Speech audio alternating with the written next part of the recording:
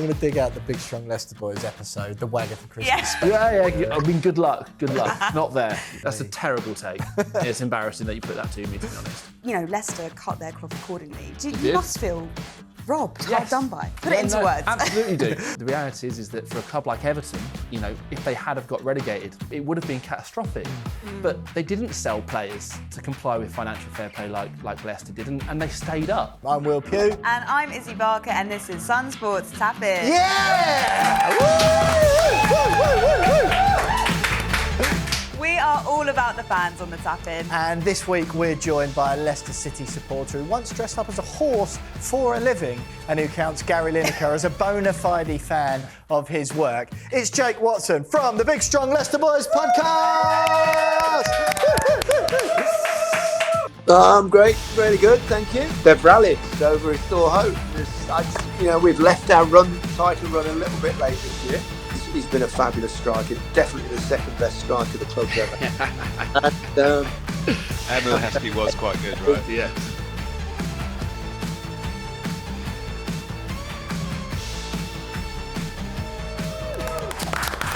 Jake, what an absolute delight to have you with us. I just want you to know, first of all, that the fact that we used the horse video to introduce you was a creative decision and not at all because you're stunningly good looking and I'm jealous. Yeah. So I just wanted to get that out of can the we way. clarify that I don't dress up as a horse? Should we just leave it there? No, I think we just leave it. Sure, yeah. You are our first guest, EFL guest. How do you Honoured. feel? An absolute honour, or is it a bit of Naturally. a kind of double-edged sword, I guess? Because it means your beloved Leicester have been relegated. Yeah, I mean, I'm over that now, sort of. A little sure he bit. is. Yeah. I think if things weren't going as well as what they were, I'd be a little bit more maybe kind of downbeat on the fact that we are an EFL side, which still, I won't lie, feels a little bit strange to say, but the fact now it looks like it is just going to be a one-year stint makes you feel kind of a lot more at ease about the fact that I'm an EFL guest, but only hopefully for this season. So just talk to us, Jake, about what it's like being a Leicester fan, because, I mean, it's been a roller coaster period of time. Since 2009, 15 years, you've played in League One, the Championship, the Premier League, which you've won, the FA Cup, which you've won, the Europa Conference League, the Europa League, and the Champions League, and of course the Carabao Cup, and then you've gone down again. It's been a roller coaster is the only way to describe it, surely.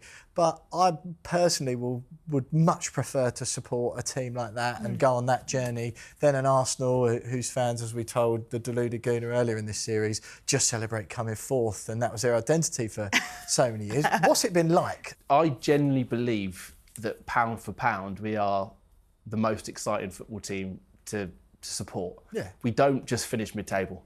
We don't. It just doesn't happen. You know, we're obviously brilliant, as you mentioned, in terms of those brilliant achievements, which is kind of surreal, or are terrible. It's absolutely mad supporting Leicester. It's up, it's down. You know, whether a manager kind of gets sacked or you win a trophy, it's never just, that was just a normal season. And you got to the end of one and it was kind of how it was at the start. The journey you've gone on, who really cares that you got relegated because of all the amazing stuff you went through before? I'd probably rather just ping pong, do this and have like an amazing season, then go down and then be amazing again, rather than just be, I would rather support Leicester than so many other clubs. So, in my lifetime to have seen us win all those trophies, even kind of your League Ones, your Championships, your League Ones, your Championships, your FA Cups, your Premier League, being in Champions League quarterfinals, it's mad, and throw in the odd relegation in there. Obviously, nobody would choose to get relegated. But you'd take it, wouldn't you? But it is what it is. As I said, you just get promoted again.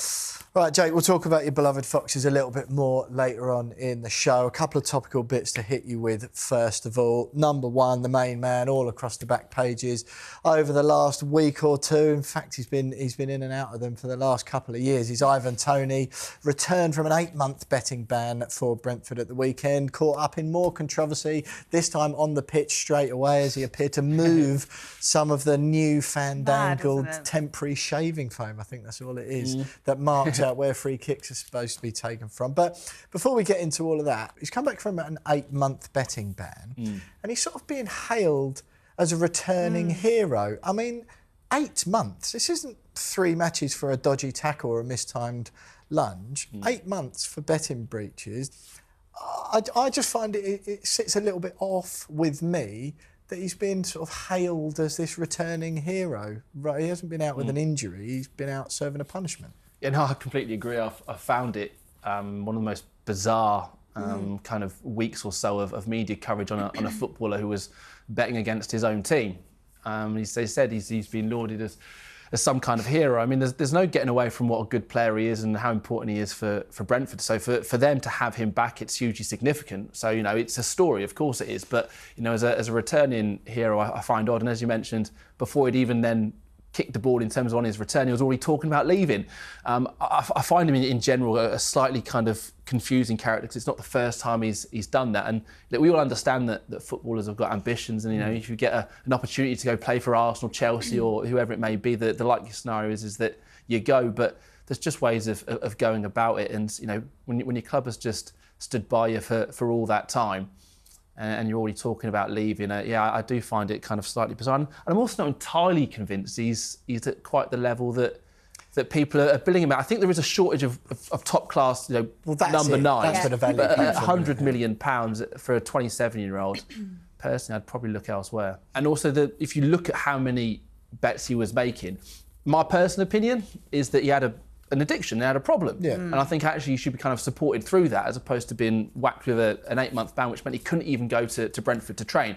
I think that is harsh. Yeah. But also, you kind of then also need to accept your punishment and say, OK, look, I have done that. You know, let's work together and kind of get over this addiction and work towards getting you back out on the pitch. But to be lauded as a bit of a hero and then to find himself in controversy moving the ball, to score that goal, he's just never far away from the headlines, is he? The worst part of his ban was when I think they said to him, go on holiday, like have a bit of a break, and he ended up in Ibiza with EastEnders icon Dean Gaffney and Wayne Lineker pictured in a Sun article online. So that's probably the lowest point. What a trio, by the way. Robbie from EastEnders, Wayne Lineker and Ivan Toney. Right, Jake, yes. Ivan Toney then, where is he going in the summer? You've said you're not too bothered about the moving the wall gate. Where's he going in the summer? Chelsea, Manchester United both struggling to score goals, and Arsenal this season. FFP means that he's likely not going this season, despite seeming to flip-flap somewhat between, I feel like I owe Brentford, I must pay them back for looking after me for 8 months, and but I really would like to go to a top club. And if anyone's got the money this January, then that's totally fine, and I'd be up for moving away. What do you think? Where do you think he's going in the summer? So, I would say Arsenal is the most obvious one. It feels that way. Yeah, it does. I think I'll be surprised if he doesn't end up there. I suppose then it comes down to how much Arsenal are willing to pay. And, you know, backtrack into the summer, I didn't think they'd pay the money for Declan Rice, and they did. So I think that Arteta's proven that he can get the board to spend the money or get the player that he wants, irrespective of the cost. As I said, personally, I think 100 million is probably at least 30 million too much for Toney, genuinely. But yeah, I don't think we should be surprised by anything. As I said, you know, Chelsea and Man United could probably do with a number 9 as well. But I think I'd be surprised if it's not Arsenal. Leicester, Jamie Vardy's 73 years of age now. You come back up, he retires and he moves up to the Midlands. Funny story, Will. Ivan Toney was actually at Leicester as a kid, and we released him. There you go. We decided he wasn't good enough. So maybe, you know, a former Leicester reject can come back and we'll give him another chance. Come up through the EFL like Vardy as well, wasn't he? So. Yeah. So he was Northampton, Peterborough, all of them. He's always scored goals, but wishful thinking. Leicester need a striker when we're promoted, but yeah. I'm not going to get hold your breath the back of the shirt anytime soon. Right, really interested to get your thoughts on FFP. Obviously, your beloved Leicester relegated last season in 18th. It was 2 points behind Everton. 4 points behind Nottingham Forest, who have subsequently been charged. You know, Leicester cut their cloth accordingly. You must feel robbed, hard done by. Put it into words. Absolutely do. Say robbed and hard done by. Give it large. Genuinely, I think the Premier League of A started to kind of clamp down a lot harder on it. Now, as a Leicester fan, I think we have absolutely every right to ask questions. Because, you know, 10-point deduction in the grand scheme of things when you've got Luton, Burnley, with the greatest respect, and Sheffield United in the Premier League this year, it's not going to actually affect them, is it? No. Where Leicester last season, you know, at the start of the season before we got relegated, we sold the club captain, Kasper Schmeichel, because they decided his wages were too high. We didn't sign another goalkeeper, didn't replace him. Wesley Fofana at the time was one of the most kind of talented young defenders in Europe. We sold him for likely going anyway, probably. But sold him for £70 million and brought in a £15 million replacement. That's all we did. And it then got to the January transfer window, and we weren't then able to renew any contracts with players because they didn't know which league they were going to be playing in, and we couldn't renew the deals on the current money they were on. So we did nothing. So we in order to stick with the rules. Exactly. We sleptwalked into relegation, where other clubs were then spending money in January. And I know Nottingham Forest are arguing with the Brennan Johnson in terms of the date of that. It's like, well, if you knew you were in potential conflict of FFP, you should have sold him in January, but they didn't. Whereas Leicester did. And it's not only relegation and £100 million TV money you lose. We had to sell James Maddison for less than his value. We had to sell Harvey Barnes. We've lost Yuri Tielemans. You've lost all these players. It's not just 10 points. So I'm kind of sat thinking, well, in hindsight, Leicester last summer should have just kept Wesley Fofana. Told him you've got to stay for another year. Could have kept Kasper Schmeichel. And I honestly think we just kept those two players, we would have stayed up. The reality is that for a club like Everton, if they had have got relegated, building their stadium, etc., it would have been catastrophic. But they didn't sell players to comply with financial fair play like Leicester did, and they stayed up. So, I think it's very difficult, for Everton, Forest, etc., to argue that Leicester haven't got a case here. Let's talk about something a bit more positive, shall we? Let's move on to your main man, Enzo Maresca. Sum him up in 30 seconds. What does he mean to you? I think we've unearthed a gem. I really do. I think... Are you timing this? No, I'm timing it. Yeah. Honestly, I think the guy's going to go to the top. He seems to really kind of get the relationship between the kind of the fans and the manager. The style of play is very, very good, and he's a natural leader. So I think that Leicester have genuinely got a top class manager. So very happy indeed with him. What was that? 29? I think that was I was just been in there for the last few. The section we're doing now. It's called the good or bad section, right? All it is, we give you a take and then you tell us whether it's good or bad. But because we've got some creative geniuses behind this show, good or bad simply wasn't good enough, OK? So we've titled them week in, week out, a little pun on the manager's name of the team for whose fans we've got in front of us. So I'm delighted to say that this week I'm introducing to you the expertly named...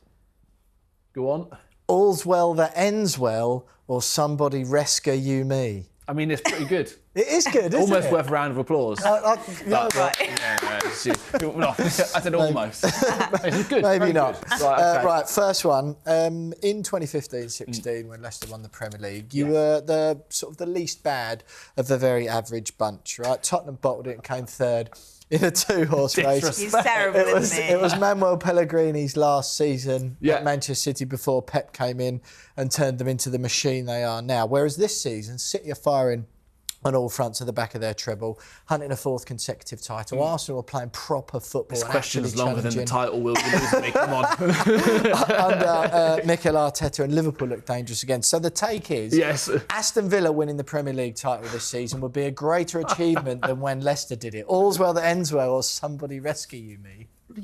Come on. You guys can answer that. Take this seriously, Jake. No, are you taking this seriously with that question, Will?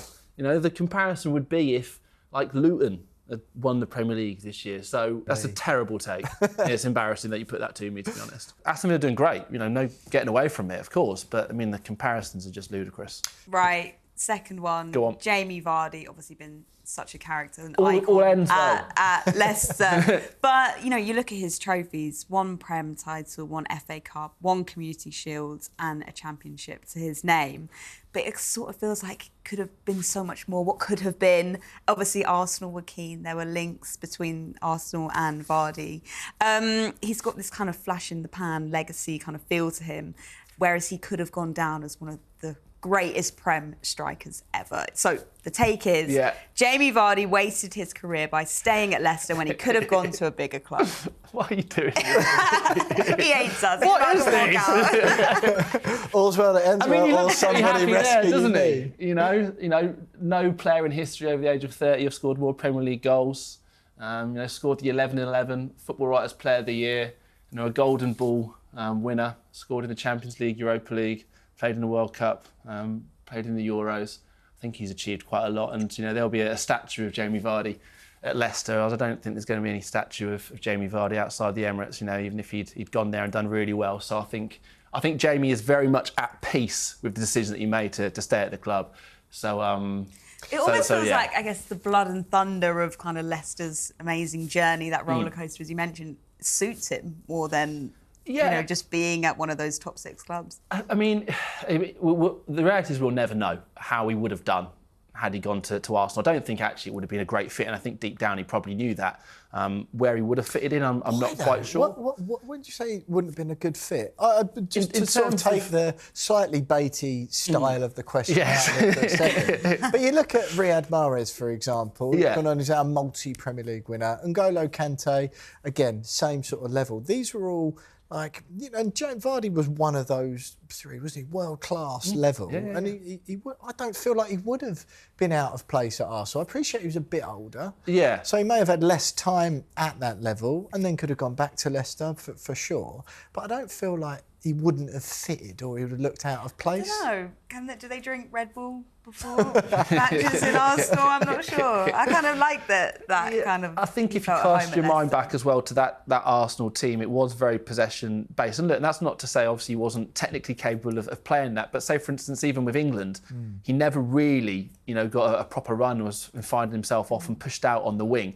He probably in the back of his head is thinking, what if that happens to me at Arsenal? If he doesn't have a great year, is he just then going to be kind of, moved on? Whereas at Leicester, he was God. He was the whole thing was built around him. So I think there's many kind of facets to it. But the reason why he is so loved and respected is because, if you play for a non-Big Six club, they always go to the Big Six club. Declan Rice, and it would have happened countless times before, obviously with Mahrez and Kante, they always go, even if it doesn't really make sense from a footballing perspective. But Vardy stayed. So, that's why he will be kind of... he's our greatest ever player, and that's the reality. That again, and I do understand where you come from, that's with your Leicester hat on, of course. But do you not think it's fair to say that, not necessarily that they were, but Kante and Mahrez in particular will be forever regarded by fans outside of teams other than Leicester as better players or more iconic players or just generally better players than Vardy, when I'm not certain that's necessarily true? I mean, I'm not sure, to be honest. I mean, with both of them, obviously it's hard to take my Leicester hat off with in terms of Kante and Mahrez. Like, I love the pair of them. And then obviously they both went on and then won bigger and more trophies in their career. But I still think, when you look back at that year, that trio, they were all nominated for the Ballon d'Or. You had the PFA Player of the Year, the Football Writers Player of the Year, and then Leicester's Player of the Year. I mean, I think they'll all always be remembered for that incredible year. It would have been nice if they'd stuck around for a little bit longer, but it just said that's football, isn't it? Right, this is where it gets serious now. We've done a little bit of messing around so far. Wagatha Christie. Jake, this is a serious football show. There's been a West End stage show created about the drama between Jamie Vardy's wife Rebecca and Wayne Rooney's wife Colleen. A libel case, the huge revelations made on Colleen Rooney's Instagram when she'd done a little bit of Agatha Christie style digging of her own. It's absolutely captured the imagination of the nation. A 2-month libel trial it was in the end at the High Court in London, front and back pages of papers up and down the country. So the take is Rebecca Vardy is now more well known than her husband. What's the last one again? All's well that ends well. Somebody rescue me. Of course not. I mean, Rebecca Vardy's an interesting one, isn't she? No, because genuinely, in many ways, actually, I think she's been really good for Jamie. You talk about, the Jamie Vardy's having a party. He was like that when he first joined Leicester. He was, drinking and partying.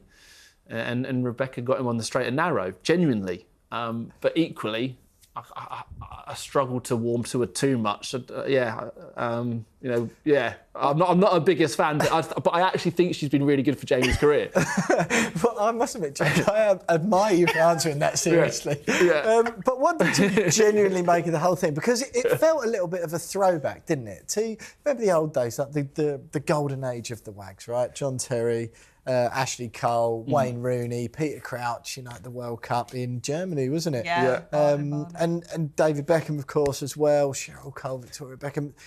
It sort of became the main story, or as much of an interest as the football was. And it felt a little bit of a hark back to that. Did you find the whole thing a little bit sort of cringy and awkward? Or what did you make of it while it was going on? No, incredibly. It's embarrassing, isn't it? I do.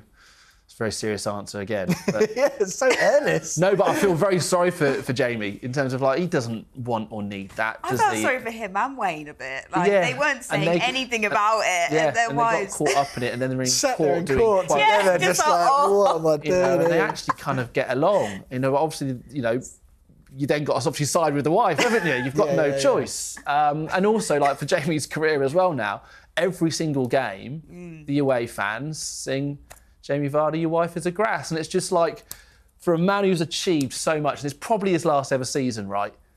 That's kind of not how he's remembered, but do you know what I mean? That's almost overshadowing. Yeah, and it's a shame, really. And in all honesty, Leicester fans, we didn't ever speak about it. It was just that's kind of happening. Leave it out. No, it didn't. We all were. I don't think it bothered or affected him in terms of I don't know. I just found the whole thing completely separate and. Yeah, not really anything. Honestly, I've never spoke about once with my mates, genuinely.